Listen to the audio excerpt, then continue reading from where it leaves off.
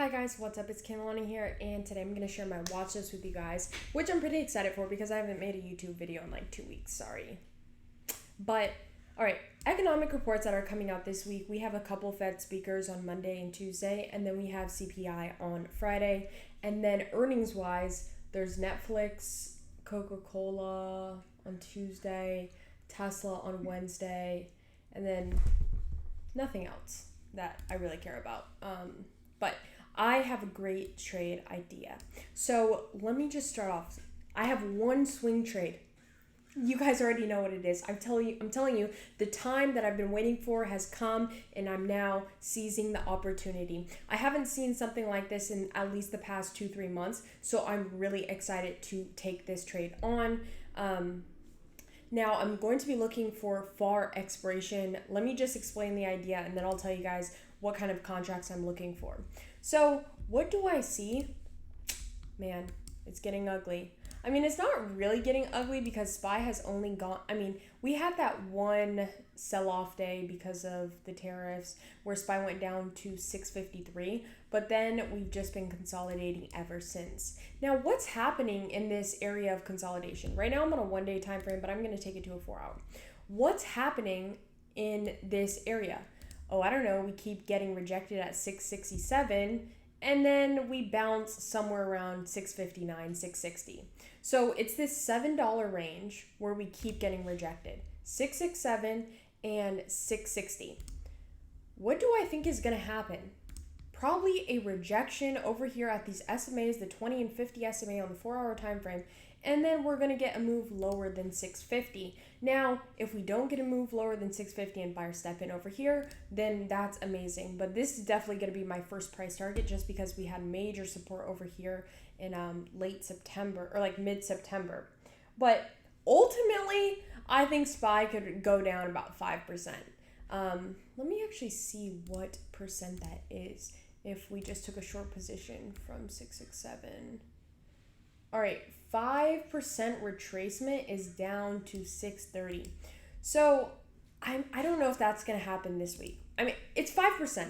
That could happen in 2 days, 2 sell-off days. We hit a rebound on, let's just say, Thursday or Friday. But, you know, you never know. So what I'm going to be doing is buying 3 to 4, actually, I just say like a 3-month expiration, like a sweet spot.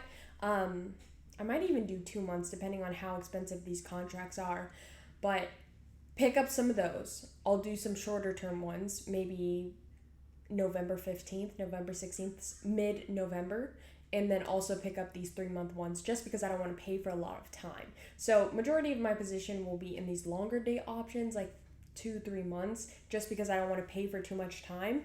And then like the time is going to be really expensive with the November 15th mid-November contracts, so that's why I want to pick up some later date ones.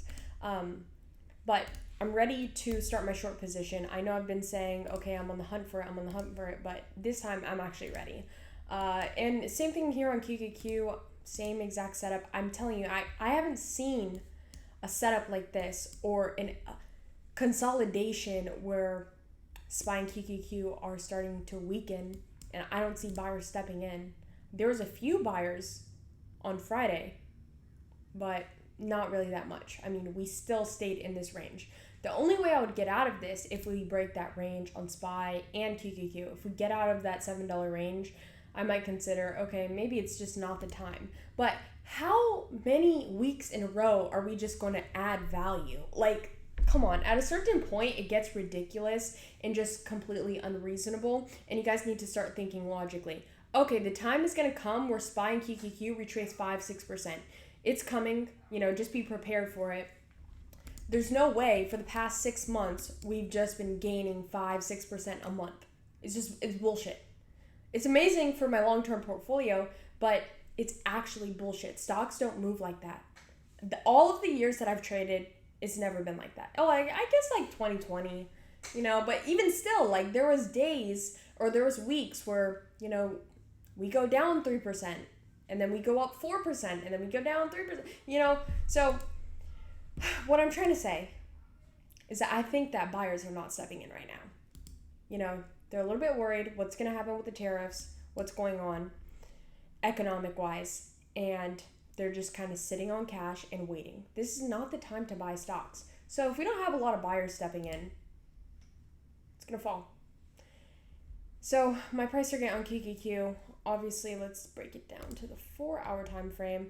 I'm thinking same thing, rejection around these SMAs and then a move lower than the tariff day, which is like 590. So if we could get a move down to 590, my second price target would definitely be this 200 SMA over here at 566. But I'm not saying this could happen in a week. This is 5%. Hopefully it happens next week. But, I'm just trying to be realistic here. Maybe I could get $10, $12 move, within 2 days or so.